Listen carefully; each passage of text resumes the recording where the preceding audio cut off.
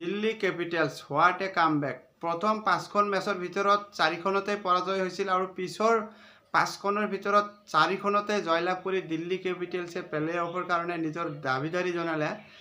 আৰু আজি মুম্বাই ইণ্ডিয়ানছৰ বিৰুদ্ধে দিল্লী কেপিটেলছে যি পাৰফৰ্মেঞ্চ কৰিলে সেয়া নেক্সট লেভেল আছিলে।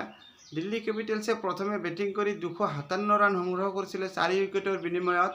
আৰু দিল্লী কেপিটেলছৰ হৈ অপেনাৰ বেটছমেন জেক ফ্ৰেচাৰ মুগাৰে যি ইনিংছ খেলিছিল সেয়া প্ৰশংসনীয় আছিল। কেৱল মাত্ৰ 27টা বলৰ ভিতৰতে 84 ৰানৰ যি এটা কেমিঅ' খেলিছিলে আৰু সেই ইনিংছৰ মূলতেই দিল্লী কেপিটেলছে 257 ৰান সংগ্ৰহ কৰিব পাৰিলে।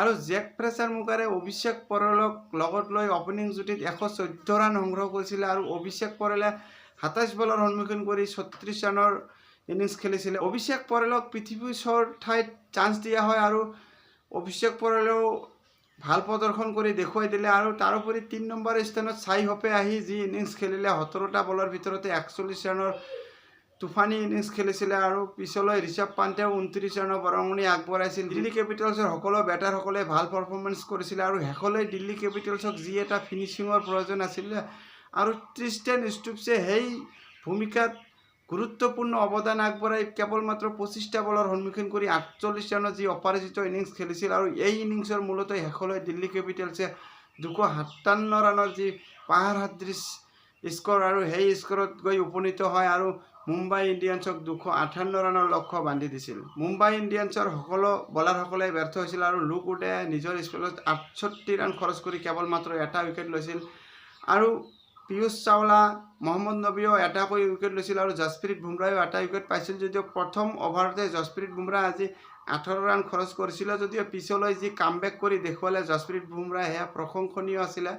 বুমৰাহ পিছৰ 3 অভাৰৰ স্পেলত কেৱল মাত্ৰ 17 ৰান খৰচ কৰিছিলে আৰু 8.8 ইকনমি ৰেটত ৰান ব্যয় কৰি এটা উইকেট লৈছিল আৰু য'ত বিৰোধী দলে 257 ৰান সংগ্ৰহ কৰিছিল সেই মেচখনত জসপ্ৰীত বুমৰাহ কেৱল মাত্ৰ 35 ৰান খৰচ কৰি পুনৰ এবাৰ ইকনমিকেল বলিং প্ৰদৰ্শন কৰি দেখুৱাই দিলে আৰু 258 ৰানৰ লক্ষ্য আগত লৈ মুম্বাই ইণ্ডিয়ানছে ঈশান কিষাণ আৰু ৰোহিত শৰ্মাক সহজতে হেৰুৱাইছিল। যদিও তিলক বৰ্মা আৰু হাৰ্দিক পাণ্ডিয়াই দুয়ো মিলি যি ইনিংছ খেলিছিলে আৰু দুয়োৰে এই ইনিংছৰ মূলতে মুম্বাই ইণ্ডিয়ানছে জয়ৰ কাষলৈ যাব ধৰিছিলে আৰু তিলক বৰ্মাই কেৱল মাত্ৰ 32টা বলৰ ভিতৰতে 63 ৰানৰ ইনিংছৰ উপহাৰ দিছিল আৰু হাৰ্দিক পাণ্ডিয়াই এইখন মেচৰ জৰিয়তে ফৰ্মলৈ উভতি অহা 24 বলৰ ভিতৰতে 46 ৰানৰ যি ইনিংছৰ উপহাৰ দিছিল।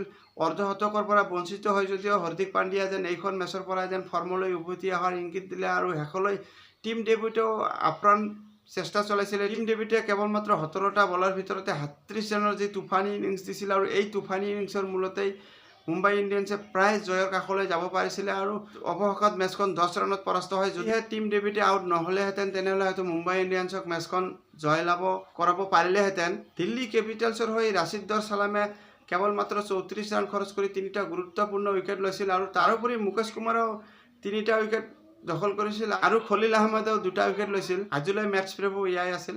ধন্যবাদ।